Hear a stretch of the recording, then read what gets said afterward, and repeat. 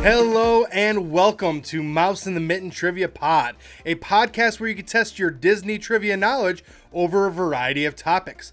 My name's Court and I will be your host. Our game will consist of 5 rounds of 6 questions, covering everything from your basic Disney knowledge to some unknown facts. Each question is worth 1 point unless otherwise noted. Make sure you follow us on YouTube, on TikTok, Facebook, and Instagram, and let us know what your score is. And of course, if you are planning on going to Disney sometime soon and you're looking for someone to help you plan your next vacation, feel free to reach out to me at mouseinthemitten@gmail.com. Would love to help you get that all set up and would love to make your trip as magical as it can be. But today we're here for a little bit of fun and to learn some new things about Disney. So let's get started with round number 1. And round number 1 is titled Kim Possible. Now, this is not going to become our thing where the first round is going to be about a Disney Channel original cartoon, but let's have a little bit of fun, learn a little bit about one of our favorite cartoons that was brilliant in the early 2000s and definitely one of my favorite cartoons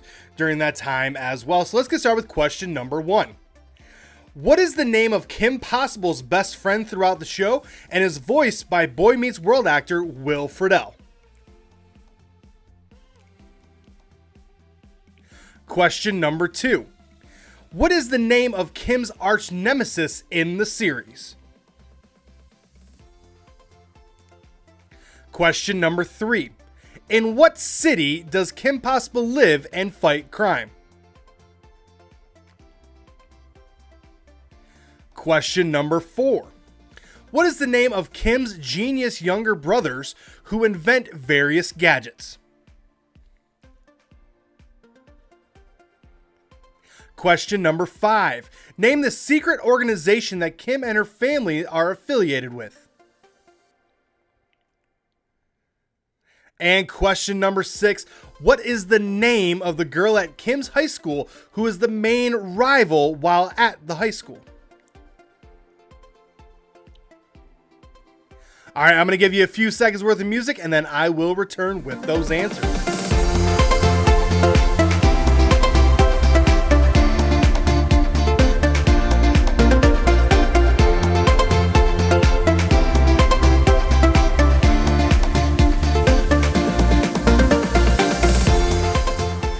Let's get you some answers here on Kim Possible. So question number 1. What is the name of Kim Possible's best friend throughout the show and is voiced by Boy Meets World actor Will Friedle? Well, that is Ron Stoppable. Now, Ron Stoppable, also known for having Rufus, his naked mole rat, as one of his best sidekicks, and is really one of my favorite parts of the show as well. Question number 2. What is the name of Kim's arch nemesis in the series? Well, that is Dr. Draken. Now, he is the one who he's always coming up with new plans, new schemes, all that sort of stuff. There are some other nemesis that she faces throughout the show, but he is the main one.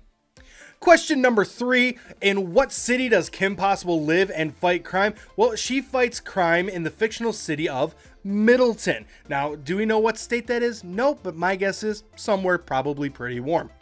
Question number 4. What is the name of Kim's genius younger brothers who invent various gadgets? Well, those are Jim and Tim. They're the ones who help to come up with all the gadgets that Kim uses, including, and they get credit for it, the cell phone that she uses with that ringtone that we hear and we're all so familiar with. Question number 5. Name the secret organization that Kim and her family are affiliated with. They are affiliated with the Global Justice, not to be confused with the Justice League of America, just the Global Justice. And then last but not least, question number 6. What is the name of the girl at Kim's high school who is the main rival at the school? That is Bonnie Rockwaller. Obviously, with a town like Middleton, of course they went to Middleton High School, and that was her main rival at the school. Fun. It's a great show. It's on Disney Plus. 10 out of 10. I highly recommend it. Round 2 now, and round 2 is our fast facts round. This round is filled with simple questions that have simple answers. Today's category is Disney World travel. For this round, what I'm going to do is I'm going to name a Disney World resort, and I'm going to name a Disney World park, a theme park. All you have to do is tell me, how do you get to the location from the resort to the park and back? All right, remember your options here are monorail, ferry, skyliner, or bus.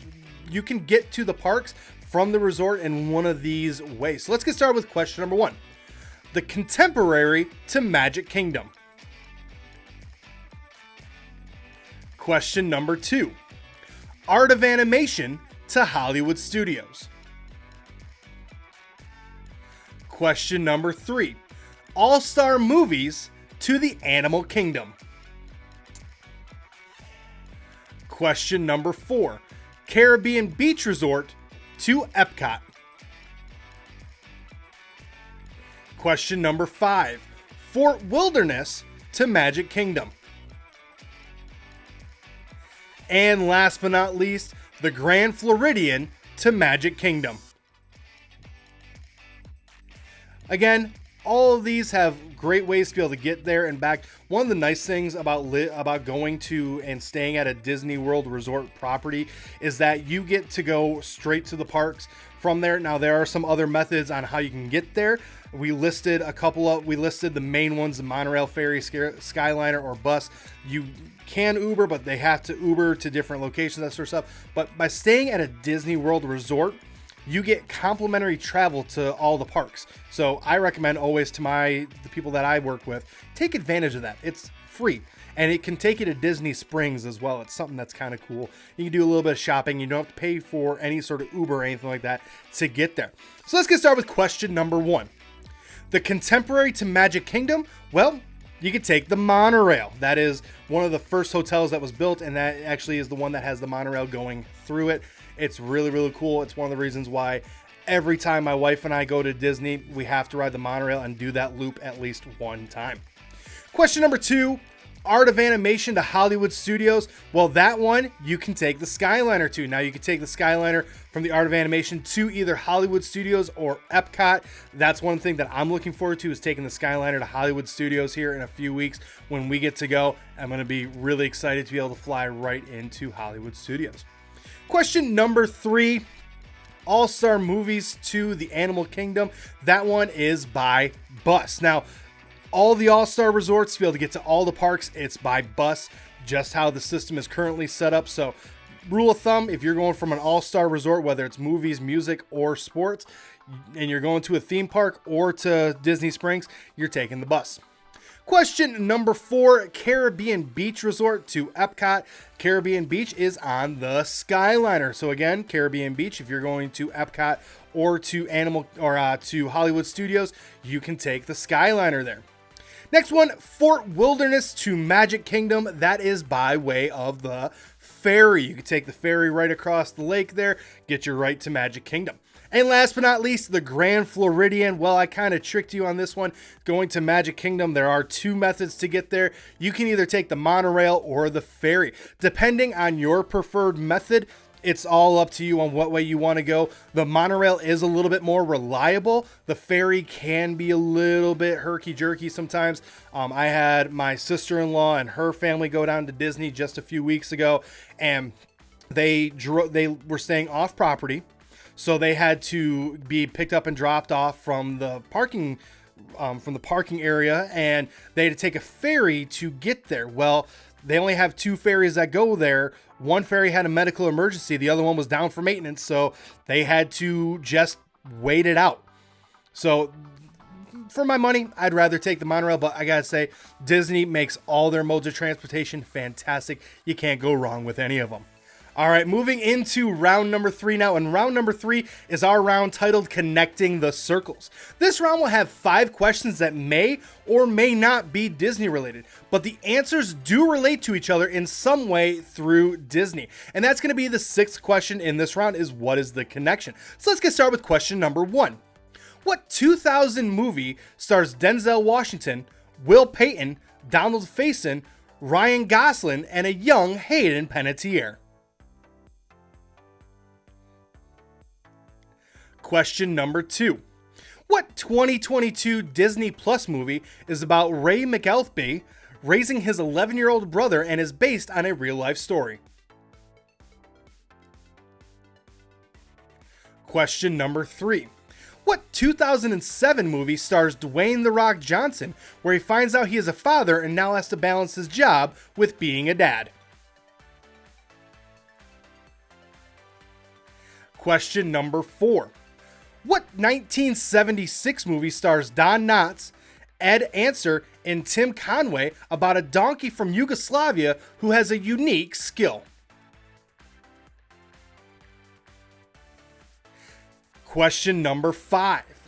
What straight-to-TV movie stars Tony Danza and is about a garbage man with an affinity for kicking his truck to get it started? And question number 6 is, what is the connection there? I'm going to let you think about that. I'm going to give you a few seconds worth of music, and then I will return with those answers.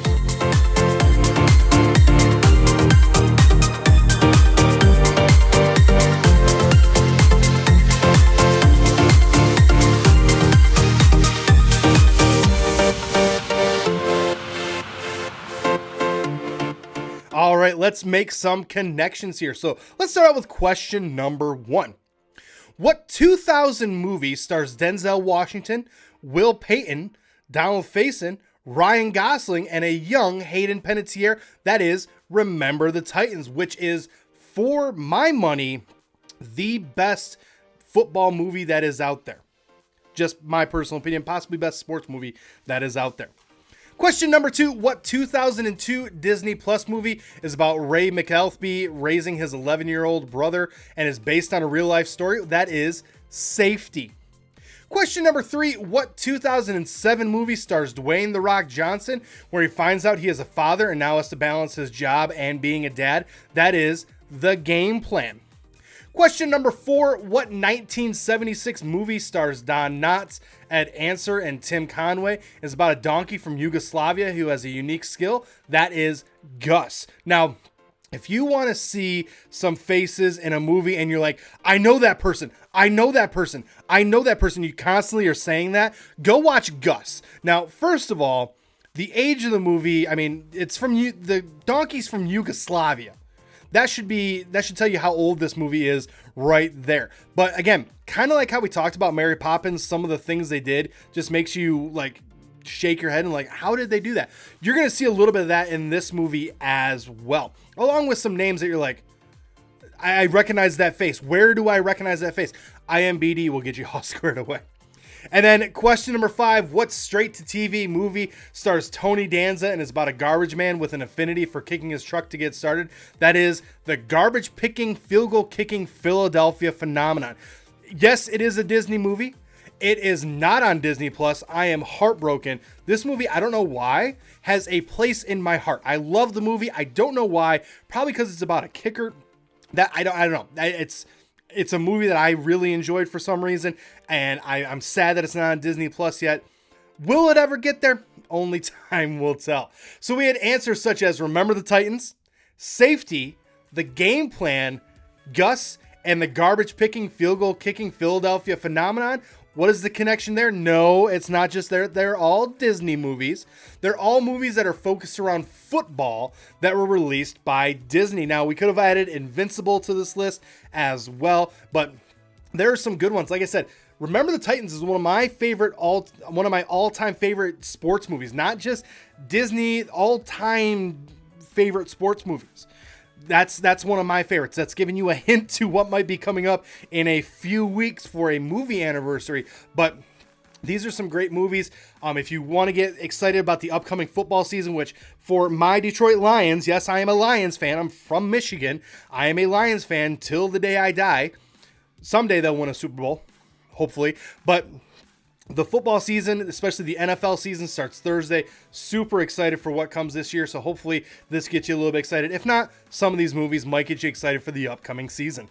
All right, let's move into our round number 4 now. And round number 4 is our traditional round of movie anniversaries. And today we are going to celebrate the 1-year anniversary of the live action Pinocchio. So yeah, this week, a year ago, the live-action Pinocchio came out on Disney Plus. It is a fantastic version of the story. They tweaked a few things from the original story to kind of hold it more true to the original book that it came from. So let's talk about this Pinocchio. Well, let's have a little bit of fun learning hopefully some new facts about the movie that maybe you were not familiar with. So let's get started with question number 1.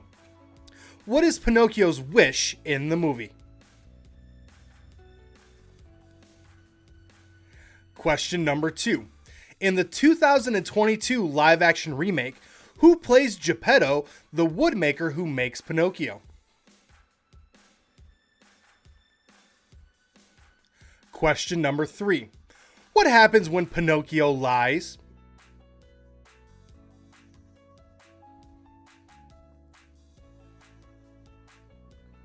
Question number 4. Who plays Jiminy Cricket in the live-action remake?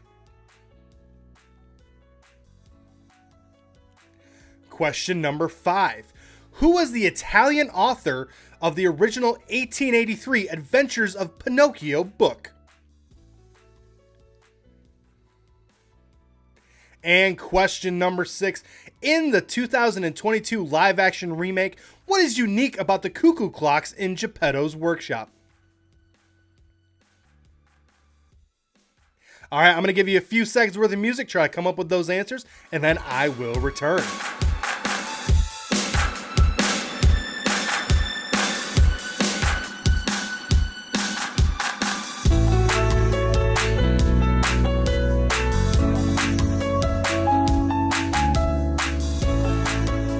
All right, let's get you some answers here on the live action Pinocchio. So question number 1.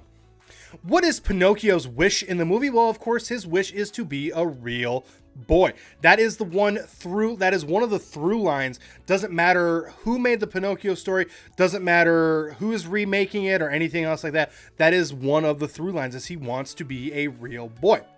Question number 2, in the 2022 live-action remake, who plays Geppetto, the woodworker who makes Pinocchio? He is played by Tom Hanks. And that will kind of come back when we look at one of these questions as well. In question number 6, well, there's a connection there, and we'll talk about that a little bit here in a second.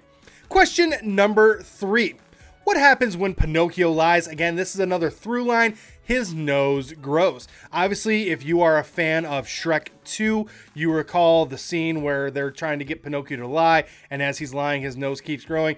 Again, this is one of those through lines, and that's one of the key points of the book, is that every time he lies, his nose grows.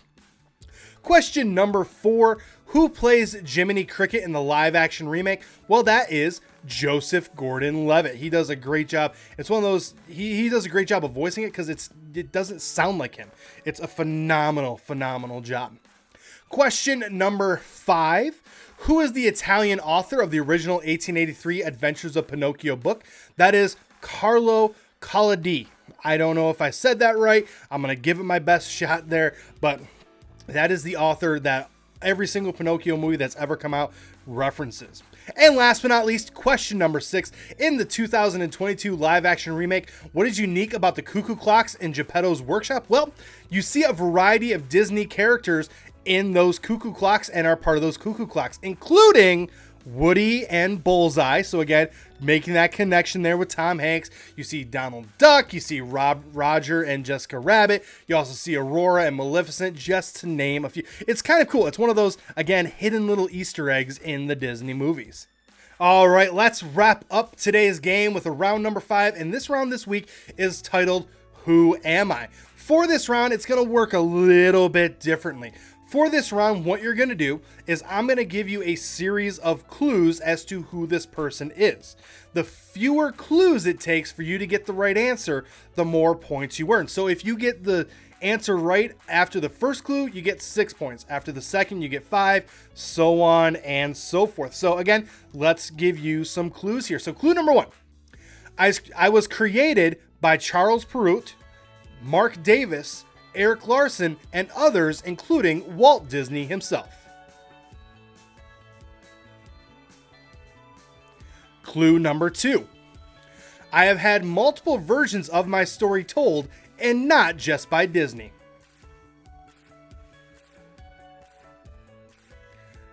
Clue number 3. My movie was the first time Disney used actress Helen Stanley to inspire the movements of my character. Clue number 4. Originally, I was voiced by Elaine Woods.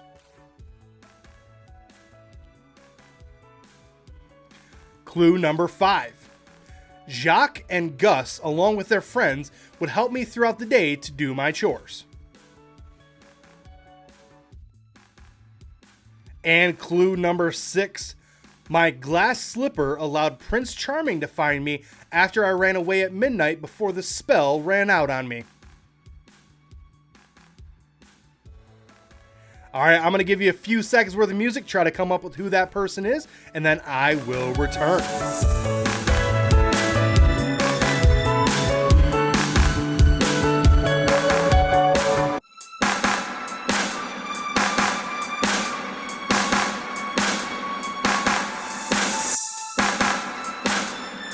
All right, let's learn together on who this person is. I'm sure that you probably got it by the last clue there. So who is this person? Well, that is, of course, Cinderella. So if I had added some clues about this movie came out in 1950, if I had talked about an evil stepmom and 2 evil stepsisters, that could have gone there. Could have talked about Bibbidi Bobbidi Boo. Could have talked about the carriage, everything else like that. But the correct answer there is Cinderella. She was, of course, originally voiced by Elaine Woods, who did both the singing and the talking voice. But Helen Stanley is the person where if you ever see these old film strips of artists drawing while a girl is dancing around in kind of a flowy dress, that is who that is. That is Helen Stanley. She was the inspiration for a lot of Disney princesses throughout the 50s as the artists and Imagineers were trying to come up with what the different princesses would look like. She is the person who's moving that they were able to get inspiration from on learning how to draw those proper movements. So if you got that on the first clue, you got 6 points. Got it on the second clue, you got 5. On the third, you got 4, so on and so forth. All right, well, that's all that we have for today. I want to thank you for tuning in this week. I will return next Thursday with more questions and more fun. So make sure you're following us on Apple. If you follow us over on Apple, make sure you select to automatically download as well. If Apple isn't your thing, make sure you're subscribed and following everywhere else, including here on YouTube. Let us know in the comment section what your score is. Make sure that you like this video, make sure you subscribe, and make sure you turn on that bell for notifications so you don't miss a single video every single week as well. And hey, if you can, if you're listening to this on the podcast, make sure you leave us a 5-star review, thumbs up, all that sort of stuff. Also, make sure you're following us on social media at Mouse in the Mitten on YouTube, Facebook, Instagram, and TikTok. Again, let us know what your score is. And again, if you are planning a Disney vacation soon, you need a little bit of help planning that, feel free to email me at mouseinthemitten@gmail.com. Would love to help you get everything set up and taken care of. Well, my name's Court. The dog's name is Milo. I will return next week, and I will see you next time.